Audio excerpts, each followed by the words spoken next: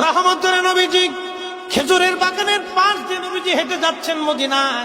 একটা উট দৌড়ে আসছে।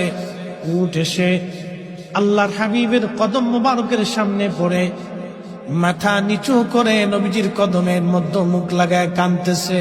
উটের জবান খুলে গেল।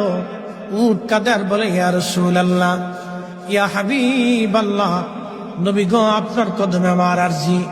উট, কি জন্য তুমি কাঁদো? বলে, ইয়া রাসূলুল্লাহি, আমাকে শুধু মারে, আঘাত করে, কিন্তু খাদ্য দেয় না, কাজ বেশি বেশি করায়। এমন সময় পিছে পিছে ওই মদিনার সেই উটের মালিক দৌড়ায় আসছে। আল্লাহর নবী বললেন, ও উটের মালিক, তুমি কি উটের মালিক? বলে, হ্যাঁ ইয়া রাসূলুল্লাহ। তুমি কি তাকে খাবার কম দাও, কাজ বেশি করাও এবং মাঝে মধ্যে তারে পিঠাও? বলে, ইয়া রাসূলুল্লাহ, কি করে আপনি জানলেন? বলে, উট এসে তোমার বিরুদ্ধে আমার কাছে অভিযোগ পেশ করেছে। একবার জোরে বলা যাবে কি আল্লাহু আকবার? বিশ্ববিখ্যাত আল্লাহর একজন ওলি ছিলেন, তার নাম হযরত মালিক ইবনে দিনার আল ইরাকি আল বসরি রাহমাতুল্লাহ আলাইহি। হযরত মালিক ইবনে দিনার তিনি প্রত্যেক বছরে মক্কায় হজ করার জন্য ইরাকের বসরা থেকে আসতেন। এক বছর তিনি হজে আসলেন, হজ শেষ করলেন। হজ শেষ করার পরে আল্লাহর দরবারে দোয়া করলেন, আল্লাহ, আপনি দয়া করে আমাকে জানান কার হজ হলো, কার হজ হলো না। আপনি দয়া করে আমাকে একটু জানান আল্লাহ।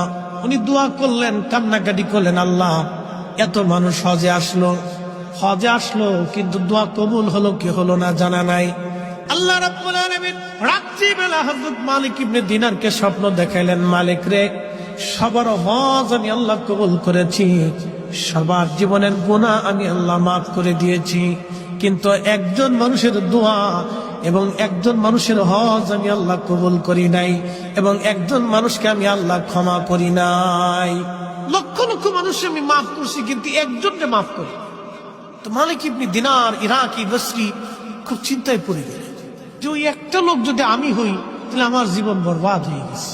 ওলিরা তো সবসময় আল্লাহকে খুশি করার জন্য নিয়োজিত থাকে। একসাথে বলবেন আল্লাহু আকবার।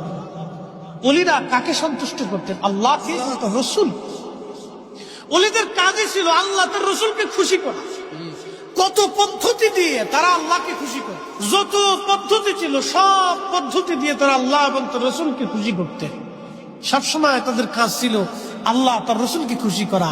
আর আমরা হয়েছি ব্যতিক্রম। আমাদের কাজ হলো খালি শয়তানদের খুশি করা, খালি শয়তানদের খুশি করা, যার কারণে মনের বিষয়টা আল্লাহ ছাড়া কেউ জানে না।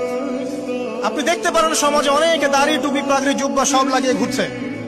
তো বিশ্বাস করেন তাদের মনটা এমনও হতে পারে যে জানোয়ারের চেয়েও কুৎসিত, এমনও হতে পারে। আবার আপনি দেখবেন সমাজে এমন অনেক মানুষ ঘুরছে যারা হয়তো অনেক পাপে লিপ্ত।